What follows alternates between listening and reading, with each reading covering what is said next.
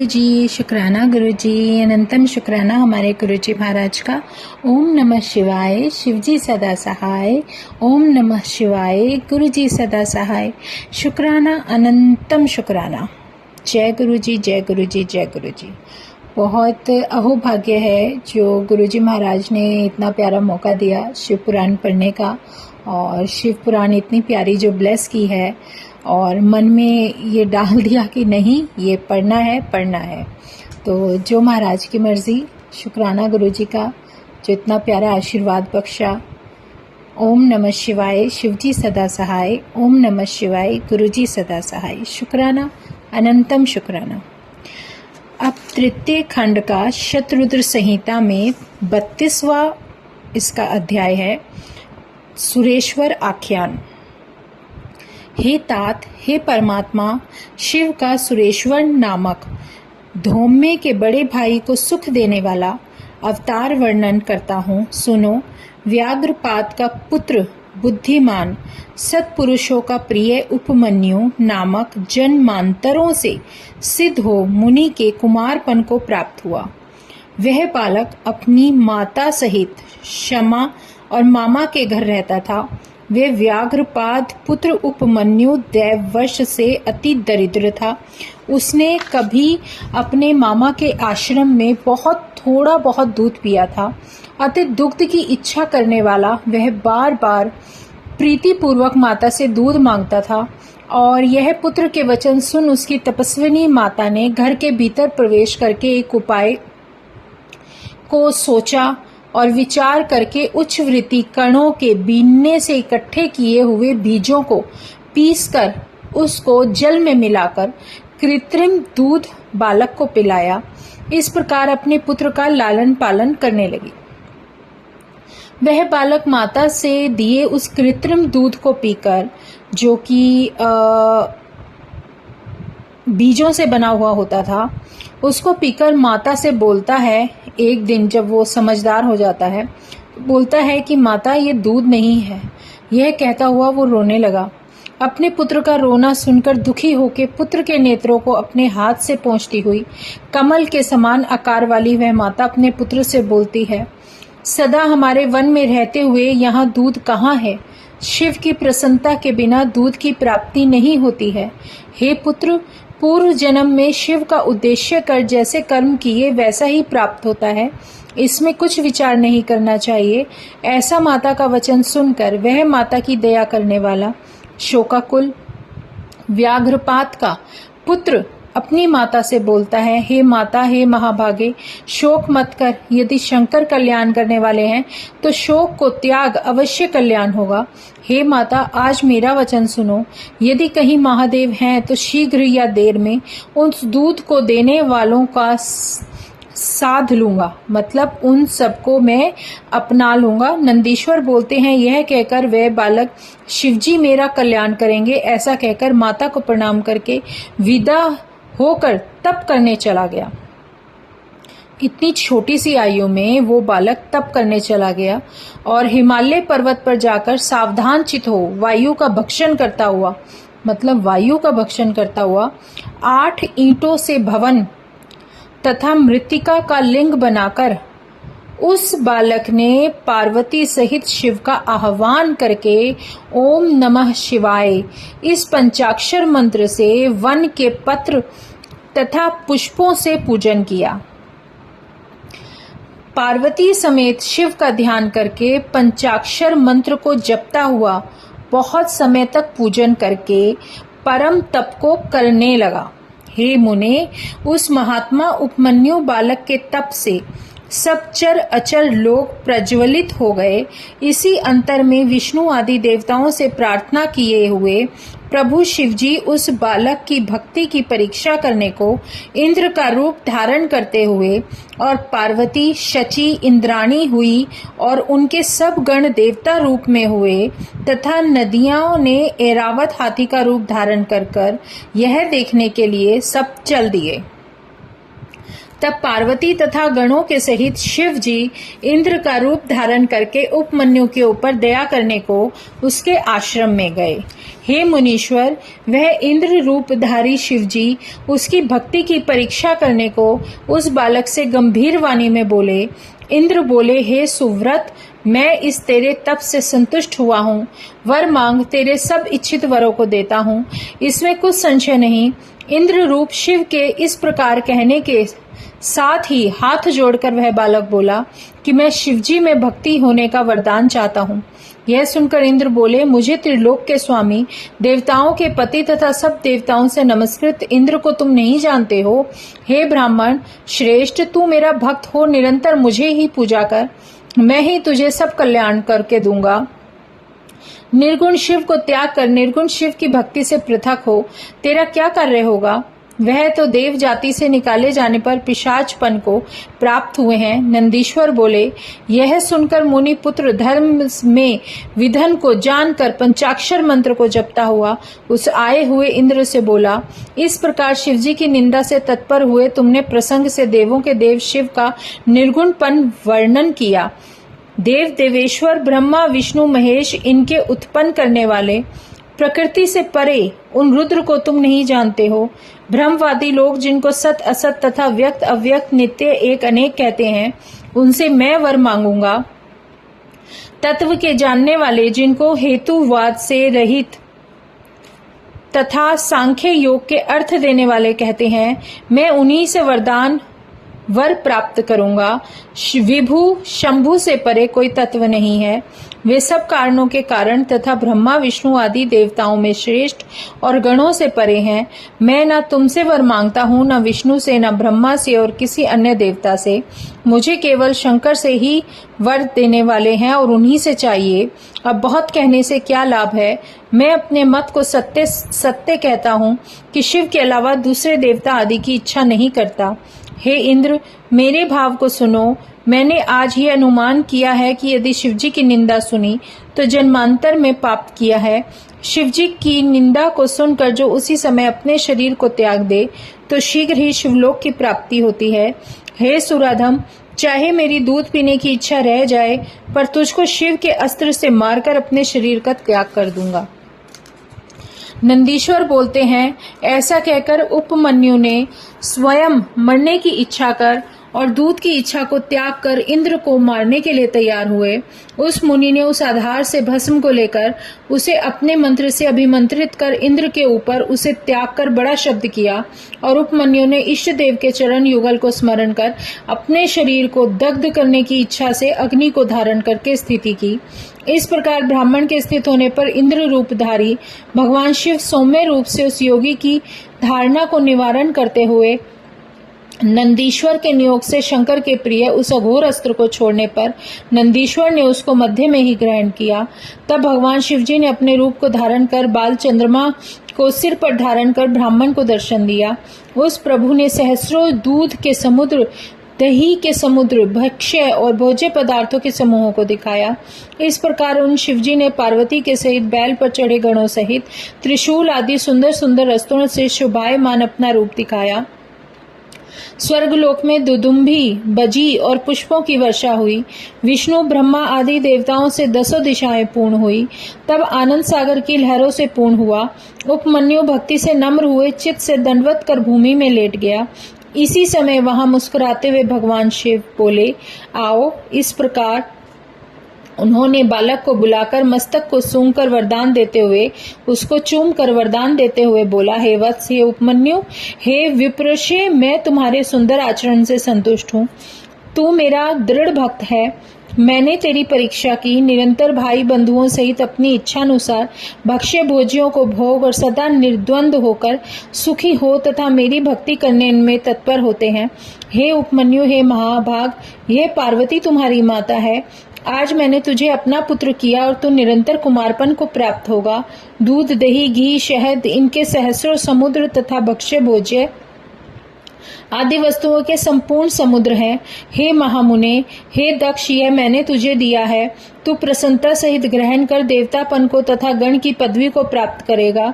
तेरे पिता मैं साक्षात महादेव हूँ और माता पार्वती है। प्रसन्नता सहित मन से अभिलाषित हुए वरों को ग्रहण कर तू अजर अमर दुख से रहित तथा यशस्वी सुंदर तेजस्वी दिव्य ज्ञानी महाप्रभु हो। इस प्रकार शिव प्रसन्न हो उसके परम तत्व को स्मरण कर उपमन्यु मुनि को दिव्य 10 वर दे दिए। पशुपति संबंधी व्रत तथा ज्ञान और व्रत योग कथन शक्तित्व तथा पटुता और अपने स्थान पर वह सबको दिया। इस प्रकार महादेव ने उसे वरदान देकर हाथों से उसे ग्रहण कर मस्तक को सूख पार्वती से कहा कि यह तेरा पुत्र है। प्रीति से सुनकर पार्वती ने मस्तक पर अपना हस्त कमल रख उसे अक्षय कुमार पद प्रदान किया। साकार क्षीर सागर तथा क्षीर के समान स्वाद युक्त समुद्र पिंड रूप से निकट में स्थित होकर उस मुनि के लिए दिया। अविनाशी योगैश्वर्य तथा सनातनी ब्रह्म विद्या तथा परम समृद्धि को संतुष्ट चित हो उसके लिए प्रदान किया। वह मुनि उन शिव पार्वती से दिव्य वर तथा कुमार पद को पाकर प्रसन्न हुआ। तब प्रसन्नचित हो मुनि हाथ जोड़कर प्रणाम कर देवों के देव महादेव से यह वरदान मांगने लगा। उपमन्यु बोला, हे देव देवेश, हे परमेश्वर, प्रसन्न हो जाओ। अपनी परम नष्ट न होने वाली दिव्य भक्ति मुझे दीजिए।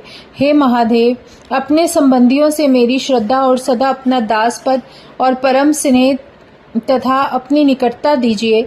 नंदीश्वर बोले। ऐसा कहकर वह ब्राह्मण उपमन्यु प्रसन्न होकर हर्ष से गदगद वाणी द्वारा उन महादेव की स्तुति करने लगा। इस प्रकार सबके सुनते हुए प्रभु प्रसन्न आत्मा सबके ईश्वर शिवजी उपमन्यु से कहने लगे। शिवजी बोले, हे वत्स, हे उपमन्यु, हे अनग, तू धन्य है और शिव का अति भक्त है। जो तूने मांगा है सो सब मैंने दिया। तू अजर अमर होकर दुखों से छूटकर सभी से पूजनीय, निर्विकारी और भक्तों में श्रेष्ठ होगा। हे द्विश्रेष्ठ, तेरे बांधव कुल और गोत्र अक्षय होगा और मुझ में सदैव भक्ति रहेगी। हे मुने, हे वत्स, मैं तेरे आश्रम के नित्य समीप ही रहूंगा और तू अपनी इच्छा अनुसार चाहे जहाँ स्थित हो उत्कंठा नहीं होगी। नंदीश्वर बोले। ऐसा कहकर भगवान शिव उसे सुंदर वरदान देकर पार्वती सहित अपने गणों सहित उसी समय अंतर ध्यान हो गए और प्रसन्न उपमन्यु ने शिवजी से श्रेष्ठ वरदान को प्राप्त करके अपनी माता के स्थान पर जाकर सारा वृत्तांत वर्णन किया। यह सब समाचार सुनकर उसकी माता बड़े हर्ष को प्राप्त हुई और सबसे सत्कृत हो अधिक सुख को प्राप्त हुई। हे तात, इस प्रकार परमात्मा शिव का सर्वदा सज्जनों को सुख देने वाला सुरेश्वर नामक अवतार का वर्णन किया। वह इतिहास निष्पाप तथा सब मनोरथों को दूर देने वाला तथा सत्पुरुषों को स्वर्ग, यश, आयु, भोग्य और मुक्ति को देने वाला है। जो पुरुष सावधान चित होकर इसको भक्ति से सुनता है अथवा सुनाता है वह इस लोक में संपूर्ण सुखों को भोग कर अंत समय शिवजी को प्राप्त होता है। इसी प्रकार अब 33वां अध्याय है ब्रह्मचारी अवतार। नंदीश्वर बोलते हैं, हे सनत कुमारी जी, सर्वव्यापक परमात्मा शिव का जटिल नामक बड़ा पवित्र अवतार प्रीति के साथ सुनो। पहले सती दक्ष की कन्या पार्वती अपने पिता से अनादर की हुई पिता के यज्ञ में अपने शरीर को त्याग कर हिमालय पर्वत से मैना में उत्पन्न हुई। वह पार्वती अपने पति शिव की इच्छा करती हुई सखियों के सहित सघन वन में जाकर बड़ी निर्मल तपस्या करने लगी। तब अनेक प्रकार की लीला में निपुण शिवजी ने उस पार्वती के तप की परीक्षा करने के निमित्त तप के स्थान में सप्त ऋषियों को भेजा। वे मुनि वहां जाकर यत्न पूर्वक आदर से उसकी परीक्षा की, परंतु यथार्थ परीक्षा करने में समर्थ न हुए। फिर लौटकर शिव को नमस्कार करके सारा वृत्तांत कह सुनाया। शिवजी की आज्ञा पाकर स्वर्ग लोक को चले गए। उत्पत्ति करने वाले प्रभु शंकर ने उन मुनियों के अपने स्थान में चले जाने पर स्वयं पार्वती के भाव की परीक्षा करने की इच्छा की। तब प्रसन्न हुए तपस्वी प्रभु शिवजी ने अपनी इच्छा रूप शांति के कारण अद्भुत ब्रह्मचारी का स्वरूप धारण किया। बड़े, बूढ़े तथा ब्राह्मण के शरीर को धारण किए अपने तेज से प्रज्वलित मन से प्रसन्न दंड और छत्र धारण किए हुए बड़े उज्जवल भेष जटिल रूप को धारण कर अति प्रीति सहित भक्त वत्सल कल्याणकारी शंभु पार्वती के वन को गए। वहां पर सखियों से घिरी हुई वेदी के ऊपर स्थित शुद्ध चंद्रमा की कला के समान स्थित हुई उस पार्वती को देखा। ब्रह्मचारी का स्वरूप धारण किए भक्त वत्सल शिवजी उत्कंठित होकर उस पार्वती को देख उसके समीप गए। उसने तेज से अद्भुत अंगों में रोम वाले शांत स्वरूप दंड तथा चर्म से युक्त हुए उस ब्राह्मण को आता हुआ देखा, जो कि ब्रह्मचर्य धारण किए वृद्ध जटिल कमंडलू लिए थे, देखकर परम प्रीति से सब पूजा सामग्री द्वारा उनका सत्कार किया और उस देवी पार्वती ने पूजा में तत्पर हो आनंद पूर्वक आदर सहित उन ब्रह्मचारी से कुशल पूछी। वेद जानने वालों में श्रेष्ठ, तुम ब्रह्मचारी के रूप में कौन हो, कहाँ से आए हो जो इस वन को प्रकाशित करते हो? नंदीश्वर बोले, इस प्रकार पार्वती के पूछने पर ब्रह्मचारी ब्राह्मण पार्वती की परीक्षा के कारण शीघ्र ही प्रीति सहित बोला, मैं अपनी इच्छा अनुसार फिरने वाला ब्रह्मचारी ब्राह्मण, तपस्वी, सुख देने वाला और दूसरों का उपकार करने वाला हूँ। नंदीश्वर बोले, इस प्रकार वे ब्रह्मचारी भक्तवत्सल शंकर अपने रूप को छिपाते हुए पार्वती के निकट स्थित हुए। ब्रह्मचारी बोले, हे महादेवी, क्या कहूँ, कहने योग्य कुछ भी नहीं है। बड़ा अनर्थकारी महाविकृत वृत्तांत दिखता है। सुंदर भोगों के साधन रूप सुख के कारण बाकी नवीन अवस्था महाउपचार वाले सुंदर भोगों से छूटी हुई तुम वृथा ही तप करती हो। तुम कौन हो, किस लिए निर्जन वन में जितेंद्रियों के समान कठिन तप कर रही हो? नंदीश्वर बोलते हैं, ऐसा वचन सुनकर हंसती हुई पार्वती ब्रह्मचार्य प्रेम पूर्वक यह वचन बोलती हैं कि पार्वती बोलती है, विप्र हे ब्रह्मचारिण, हे मुने, मेरे सब समाचार सुनो। अब मेरा जन्म हिमालय के घर में हुआ है। पहले दक्ष के घर में उत्पन्न हुई सती शंकर की स्त्री थी। मेरे पति शिवजी की निंदा करने वाले पति के यहाँ मैंने योग द्वारा शरीर को त्याग दिया था। हे द्विज, इस जन्म में बड़े पुण्य से प्राप्त होकर शिवजी मुझे त्याग कामदेव को भस्म करके चले गए हैं। शिवजी के चले जाने पर दुख के कारण लज्जित हुई मैं पिता के घर से गुरु के वचन से नियम करके इस वन में तप करने आई हूँ। मन वचन क्रम से साक्षात शिव रूप पति के प्रेम के कारण मेरा तप है। मैं सत्य कहती हूँ, असत्य इसमें कुछ भी नहीं है।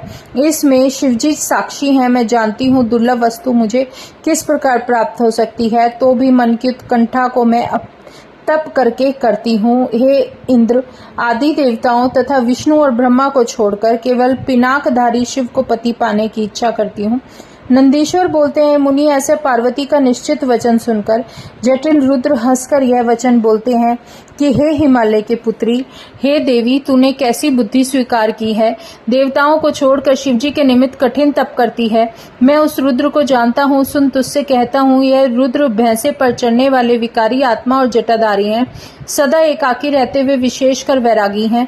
इस कारण तुझको उन शिव में मन लगाना उचित नहीं है। देवी, तुम्हारे शिव का रूप आदि सब विरुद्ध है, सो मुझे अच्छा नहीं लगता। आगे जैसी तेरी इच्छा हो वैसा कर। नंदीश्वर बोले। ऐसा कहकर फिर ब्रह्मचारी शिव ने उसकी परीक्षा करने की इच्छा से उसके आगे अनेक प्रकार से अपनी निंदा की। यह न सहने योग्य ब्राह्मण का वचन सुनकर देवी पार्वती बहुत क्रोधित हो उस शिव की निंदा में तत्पर हुए ब्राह्मण से बोली, इतना मैंने जाना कि तू मारने के योग्य है, परंतु सब प्रकार जान लिया कि इस समय तू अवश्य है। हे मूढ़, हे ब्रह्मचारी का स्वरूप धारण कर। कोई धूर्त आया है, तूने शिवजी की निंदा की है, इससे मुझे बड़ा क्रोध उत्पन्न हुआ है। तू शिवजी को नहीं जानता है और शिवजी से बहिर्मुख है। मैंने जो तेरी पूजा का इस कारण मुझे संताप है। जो मनुष्य तत्व को ना जानकर शिवजी की निंदा करता है, उसका जन्म भर का इकट्ठा हुआ पुण्य भी भस्म हो जाता है। शिव से द्वेष करने वाले को छू कर प्रायश्चित करना चाहिए। हे दुष्ट, तूने कहा कि मैं शिव को जानता हूँ, सो निश्चय ही तू शिव को नहीं जानता। शिव ही बड़े स्वामी हैं, जैसे तैसे हो। रुद्र माया से बहुत रूप वाले हैं तथा मेरे मनोरथों को देने वाले निर्विकार सत्पुरुषों के प्रिय हैं। नंदीश्वर बोले। यह कहकर देवी पार्वती ने उस शिव तत्व का वर्णन किया जिसमें ब्राह्मण से रुद्र निर्गुण अविनाशी कहे जाते हैं। वह ब्रह्मचारी ब्राह्मण पार्वती के वचन को सुन जैसे ही फिर कुछ कहने को उद्यत हुआ, तभी शिव में आसक्ति चित्त वाला शिव निंदा से रहित पार्वती अपनी सखी विजया से शीघ्रता से बोली, हे सखी, यह नीच ब्राह्मण निवारण करने योग्य है जो कि कहने को उद्यत हुआ। शिव की निंदा करने वाले मनुष्य को केवल पाप ही नहीं होता है, बल्कि जो उसकी निंदा को सुनता है वह भी पाप का भागी होता है। सब प्रकार शिव की निंदा करने वाला मनुष्य पुरुष शिव के दासों से मारने योग्य है। यदि वह ब्राह्मण हो तो छोड़ देने लायक है। जहाँ निंदा होती है उस स्थान से शीघ्र चले जाना चाहिए। यह दुष्ट फिर शिव की निंदा करेगा। ब्राह्मण होने से अवध्य है और त्यागने योग्य है। सब प्रकार ना देखने लायक है। मैं इस स्थान को त्याग कर शीघ्र ही और स्थान पर जाती हूँ, जिससे इस मूर्ख के साथ फिर संभाषण ना हो। नंदीश्वर बोले, हे मुनि, ऐसा कहकर पार्वती जब स्थान त्यागने लगी तभी शिवजी ने स्वयं उसके वस्त्र को धारण किया।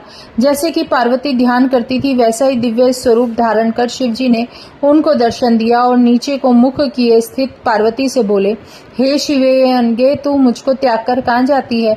तू मुझसे त्यागने योग्य नहीं है। मैंने तेरी परीक्षा की, तू दृढ़ भक्ति वाली है।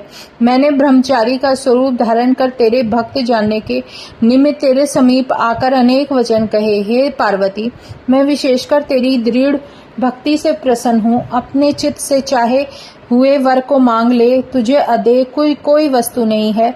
हे प्रेम निर्भरे, आज से लेकर मैं तेरे तप से तेरा दास हुआ हूँ। तेरी सुंदरता निहारे बिना एक क्षण भर भी युग के समय समान नहीं बीतता है। हे प्रिय, अब तुझको लज्जा त्याग करनी चाहिए। तू मेरी सदैव की पत्नी है। यहाँ आ, तेरे साथ शीघ्र ही अपने कैलाश पर्वत को जाऊंगा। ऐसा देवेश शिवजी के कहने पर पार्वती अति आनंद को प्राप्त हुई और तप का दुख शीघ्र ही त्याग करती हुई पार्वती शिवजी के उस दिव्य रूप को देखकर लज्जा से नीचे मुख किए हुए बैठ गई। प्रीति से उन शिवजी से बोली, हे देवेश, यदि आप प्रसन्न हो तो मेरे ऊपर कृपा करो, मेरे आप पति हो। ऐसा पार्वती ने शिवजी से कहा। तब वह शिवजी उन पार्वती के सहित विधि पूर्वक पाणी ग्रहण संस्कार करके कैलाश पर्वत को गए और पार्वती ने उन्हें पति के रूप में पाकर देवताओं का कार्य किया। हे तात, यह ब्रह्मचारी स्वरूप वाला तथा पार्वती के भाव की परीक्षा करने वाला शिवजी का अवतार मैंने तुमसे कहा। मेरी कही हुई इस पाप रहित उत्तम कथा को जो कोई प्रीति से सुनेगा वह सुखी होकर अच्छी गति को प्राप्त होगा। जय गुरु जी। शुक्राना गुरु जी, अनंतम शुक्राना हमारे गुरु जी महाराज का। ओम नमः शिवाय, शिवजी सदा सहाय। ओम नमः शिवाय, गुरु जी सदा सहाय। शुक्राना, अनंतम शुक्राना।